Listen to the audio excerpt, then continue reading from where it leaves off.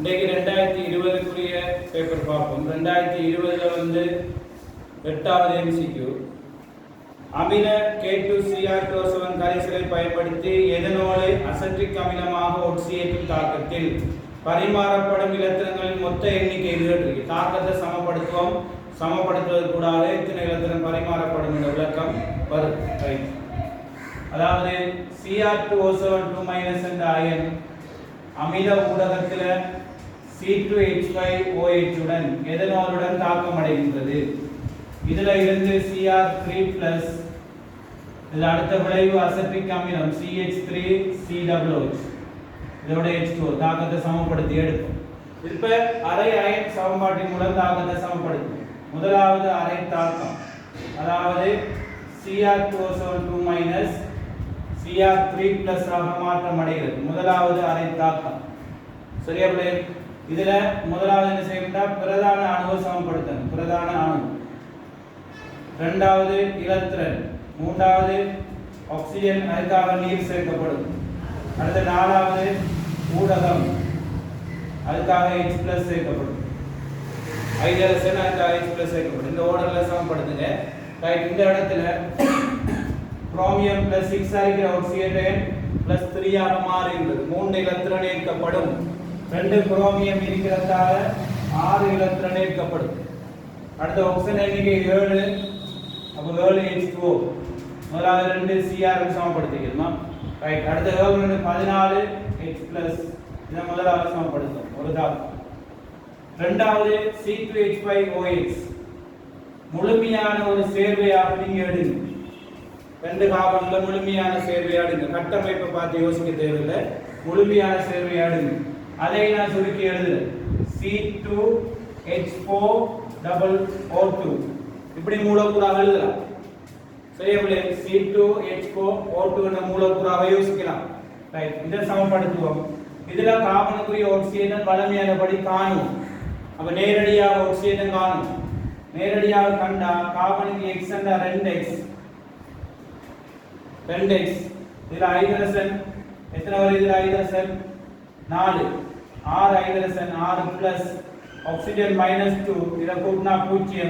அப்ப X க்கு oxygen -2 ல இருக்கு.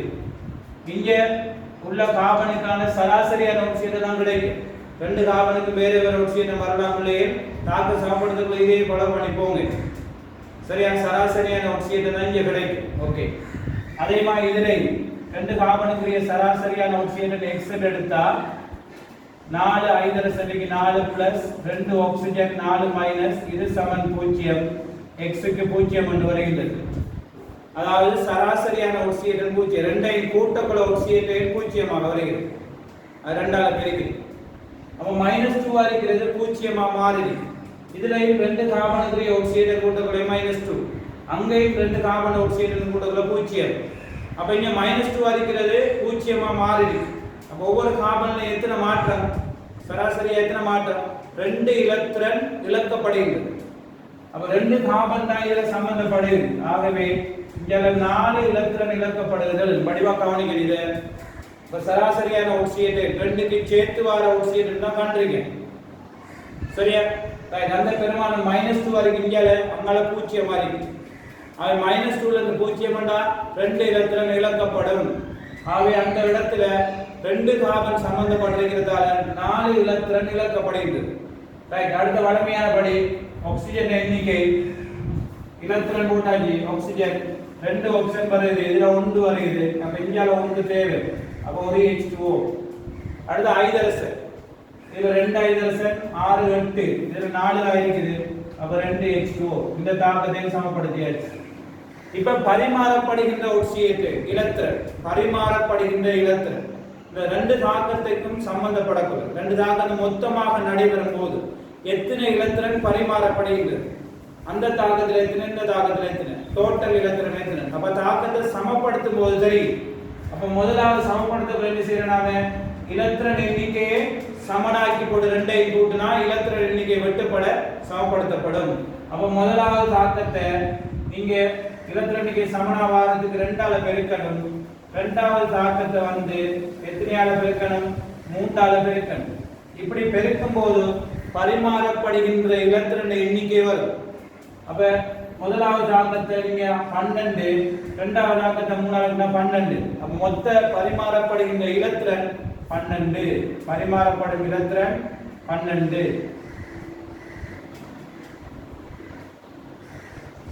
சரியா பிள்ளைகள்? பரிமாறப்படுகின்ற இலத்திரன் 12 இதான் வரும். அப்ப இதை சமப்படுத்தக்குள்ள கொஞ்சம் கவனமா இருக்கு. சரியா? அப்ப சமப்படுத்தும் போது கட்டமைப்பு தியரி ஃபுல்லா உடைச்சி சமப்படுத்த தேவையில்லை. அப்ப என்ன ஒட்சியேட்டர் ஒரு கார்பனுக்கு வருகின்ற என்று பார்த்து அதுல மாற்றத்தை பாருங்க. 2 இலத்திரன் இழக்கப்படும். 2 கார்பன் தான் 4 இலத்திரன் எழுதுது. வெளியே போட்டு சமப்படுத்தும் போது பரிமாறப்படுகின்ற மொத்த இலத்திரன் எண்ணிக்கை வரும். சரியா?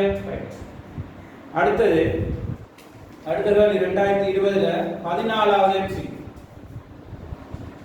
அடுத்தது 14வது MC. இந்த கேள்வியும் வந்து 2019 வந்த மாடல். இங்க 3 சாக்கி தரப்பட்டிருக்கிறது. 3 சாக்கிலையும் எது எல்லைப்படுத்திய சாக்கி அதன் படிப்புல இவங்களை கண்டுபிடிக்கணும். ரைட், இப்ப பாருங்க. பின்வரும் சமப்படுத்திய இரசாயன சமன்பாட்டினால் காட்டப்படுகின்றவாறு ஒரு மின்னுலை பொஸ்பரஸை தயாரிக்கலாம். மின்னுலையில பொஸ்பரஸ் அங்க தயாரிக்கலாம் சொல்லி. அப்ப இதுக்குரிய தாக்கம் தரப்பட்டிருக்கிறது. அந்த தாக்கத்துக்குரிய சேர்வைகள் calcium phosphate 620 gram, silicon oxide 150 gram, carbon 96 gram ஆகியன தாக்கம் புரிந்த போது P4 க்குரிய 50 கிராம் தான் கிடைத்ததாம். சரியா?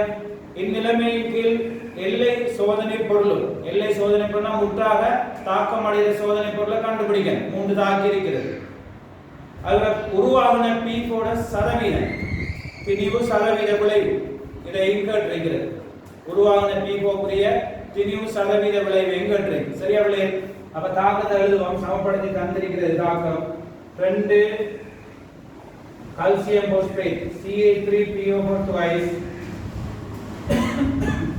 6 சிலிக்கன் ஆக்சைடு, அடுத்தது 10 கார்பன். இதுல இருந்து விளைவு 6 CaSiO3 plus 10 CO plus phosphorus P4 இவ்வளவு தரப்பட்டிருக்கிறது. நிறைகளாக தரப்பட்ட தாக்கம் நடைபெறக்கூடிய எல்லைப்படுத்திய தாக்கியை கண்டுபிடிக்கிற என்ன செய்யணும்? மூல்களை காணும். ரைட். அப்ப இந்த இடத்துல வந்து இதுக்குரிய ஆரம்ப மூல காணும். ஆரம்ப மூல் அதாவது கால்சியம் பாஸ்பேட்டுக்குரிய நிறை தரப்பட்டிருக்கிறது 620 கிராம். ஒரு சைட்ல அதுல மூலத்திணிவை காணும். அப்ப கால்சியம் பாஸ்பேட்டுக்குரிய மூலத்திணிவு அதை கூட்டி காட்டுற வேலை இருக்கு. இதை கண்டிங்கன்னா 310 கிராம் 1 310 பிரிப்போம். பிரிச்சா 2 மூல் ஆரம்ப மூல். அடுத்து சிலிக்கன் ஆக்சைடுக்குரிய நிறை 180 கிராம் தந்திருக்கிறது. அதுல மூலத்திணிவு சிலிக்கன் ஆக்சைடுக்கு மூலத்திணிவு 2832. SiO2 மூலத்திணிவு 2832. 60 கிராம் 1 60 கிராம் 1 அதாவது பிரிப்போம். பிரிச்சால் 3 மூல். அடுத்து கார்பனுக்குரிய நிறை 96 தரப்பட்டிருக்கிறது. அது 12 கிராம் 1 பிரிப்போம். பிரிச்சால் 8 மூல் என்று வரும். இது ஆரம்ப மூல்கள் தரப்பட்டிருக்கிறது. இது எல்லைப்படுத்திய தாக்கியை கண்டுபிடிப்போம். படிப்படியாக யோசிக்கிறவா. முதலாவது தாக்கி முழுமையா தாக்கம் அடைந்தா அடுத்தது போதிய அளவு இருக்கிறா. இரண்டாவது தாக்கி முழுமையா தாக்கம் அடைந்தா அடுத்தது போதிய அளவு இருக்கிறா. இப்படித்தான் தாக்கம் அடைகிற மூல்களை கண்டுபிடிக்கணும். தாக்கம் அடையும் மூல் இதை காணும். அதாவது தாக்கம் அடையும் மூல் 2 மூல்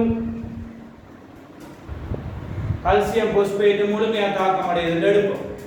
எல்லைப்படுத்திய தாக்கி இதன் எடுப்போம். இதை எடுத்தால் இது 2 என்றால் 6 மோல் சிலிக்கன் ஆக்சைடு. இது 2 மோல் என்றால் 6 மோல் சிலிக்கன் ஆக்சைடு தேவைப்படும் இந்த கால்சியம் பாஸ்பேட்டோட முற்றாக தாக்கம் அடைவதற்கு. ஆனா இங்க வந்து 3 மோல் தான் இருக்கிறது. அப்ப இப்படி எடுக்கிறது கூட கால்சியம் பாஸ்பேட் முழுமையாக தாக்கம் அடையாது. ரைட், திரும்ப வரும். சிலிக்கன் ஆக்சைடு முழுமையாக தாக்கம் அடைவது எடுப்போம்.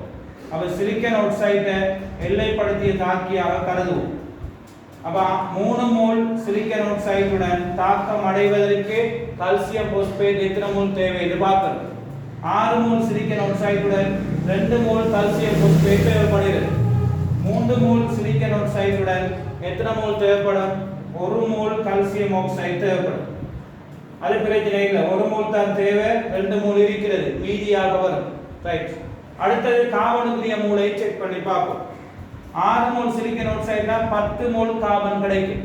ஆக இங்க 3 மோல் சிலிக்கன் ஆக்சைடுடா அங்க எத்தனை மோல் கிடைக்கும்? 6க்கு 10ண்டா 3க்கு 5 மோல் கார்பன் தேவைப்படும் தாக்கமடையும். அங்க கார்பன் 8 மோல் இருக்கின்றது. 6 மோல்னா 10 மோல் தேவை, 3 மோல்னா 5 மோல் தேவை. கார்பன் அங்க 8 மோல் இருக்கின்றது. அப்ப அது சரி. அப்ப எல்லைப்படுத்திய தாக்கி என்றது நாம் எடுத்த விளக்கம் சரி. முதலாவது கால்சியம் பாஸ்பேட் எடுத்தால் அது பிழையாக வருகிறது. அதுக்கப்புறம் சிலிக்கன் ஆக்சைடு எடுத்தால் சரியாக அமையும். இருக்கிற தாக்கியை விட குறைந்த அளவு தான் தேவைப்படும். அப்ப சரி, சிலிக்கன் ஆக்சைடு தான் எல்லைப்படுத்திய தாக்கி. அதுல இருந்து விளைவ பாஸ்பரஸை காணும். பாஸ்பரஸ் சதவீதம் தான் இருக்குது, உருவாகுன பாஸ்பரஸ் சதவீதம். உண்மையா தாக்கம் முழுமையாக நடந்தால் எத்தனை கிராம் உருவாகும் என்று பார்த்து 50 கிராம் உருவாயிருக்கு என்று சொல்லியிருக்கிறான். அப்ப தாக்கம் இடையில நடந்திருக்கிறது, அந்த சதவீதத்தை கொடுக்கணும். ரைட். ஆக இங்க 3 மோல் சிலிக்கன் ஆக்சைடுடா பாஸ்பரஸ் எத்தனை மோல் என்று பார்ப்போம். இது 6 மோல்டா, இது 1 மோல், இது 3 மோல்டா 3ஆல 6ஆல பிரிக்கணும். 6ஆல பிரிச்சா 1.5 3 இங்கில் 6 1.5 மோல் பாஸ்பரஸ் உரிய மோல் 0.5 மோல். ரைட். எல்லைப்படுத்திய தாக்கிய கண்டாச்சு. இப்ப விளைவாக உருவான பாஸ்பரஸுக்குரிய திணிவு சதவீதங்கள் இருக்கு. ரைட். இப்ப காணுவோம். அப்ப திணிவு சதவீதம், பாஸ்பரஸுக்குரிய திணிவு சதவீதம், உருவாகுன பாஸ்பரஸ்ல திணிவு சதவீதம். எத்தனை கிராம் உண்மையாக முழுமையாக தாக்கம் நடந்திருந்தால் எத்தனை கிராம் பாஸ்பரஸ் உருவாயிருக்கணும்? 0.5 மோல். அதை என்ன செய்வோம் நாம? 0.5 தர பாஸ்பரஸுக்குரிய மூல திணிவு 39 பெருக்கு. 39 பெருக்குனா 4 124, 124 பெருக்குனா 62 கிராம் உருவாயிருக்கு.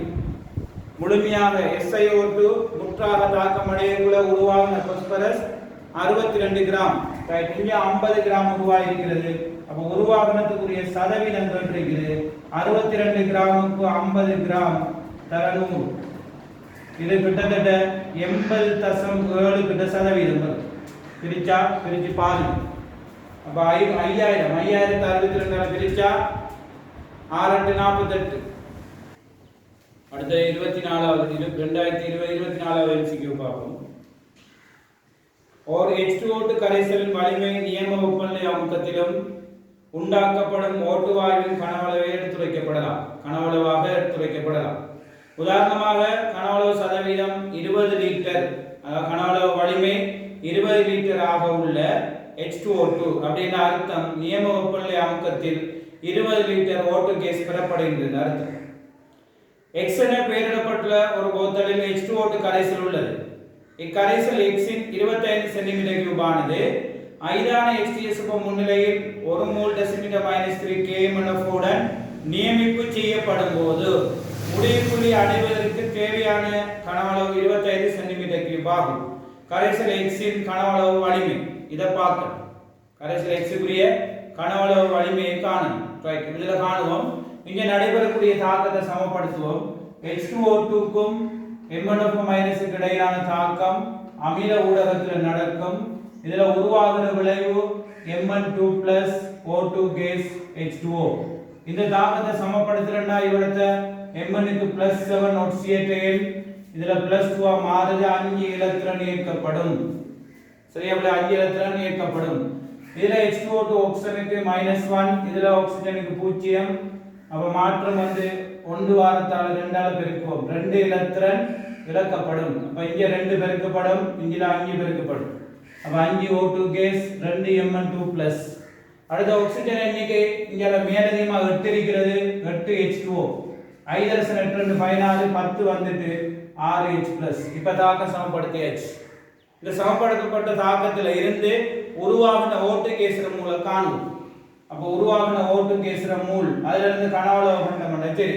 அப்ப உருவாகின ஓட்டு கேசுற மூல் என்றால் m1 மைனஸ் 2 மூல் என்றால் 5 மூல் ஓட்டு கேஸ் உருவாகிறது. m1 மைனஸ் 2 மூல் என்றால் 5 மூல் ஓட்டு கேஸ் உருவாகிறது. ஆகவே m1 மைனஸ் செறிவும் கனவளவும் தரப்பட்டிருக்க 1 தர 25 தர 10 சயம் 3 மூல். சரியா? 25 125 இங்கில் 2 தர 10 சயம் 3 மூல். ரைட். இன்னும் பிரிக்கலாம் லேசா. பாருங்க 10 சயம் 3 தான் ஒன்றிங்கில் முழுமையா கடைசி பிரிச்சு கொடுக்கலாம், பிரச்சனை இல்லை. 125 1000ஆல பிரிச்சா 1000 125ஆல பிரிச்சா 8. அப்ப ஒன்றிங்கில் 8 ஒன்றிங்கில் 16. இதை எடுத்துட்டு O2 கேஸுக்குரிய கனவளவு, O2 கேஸ்ல கனவளவு காணும். நியம வெப்பநிலை அமுக்கத்தில் STP நிபந்தனையில் O2 கேஸுக்குரிய கனவளவு ஒன்றிங்கில் 16 மூல். அதை நாம அதுக்குரிய மூலர் கனவளவு 22.4 லிட்டர் மூல் மைனஸ் 1 இதால பெருக்கி எடுப்போம். சரி, அப்படி 16 பிரிச்சா அதுல ஒரு முறை இருக்கு, அவங்கள எத்தனை மிச்சம் 64. அப்ப 4 முறை 1.4 லிட்டர்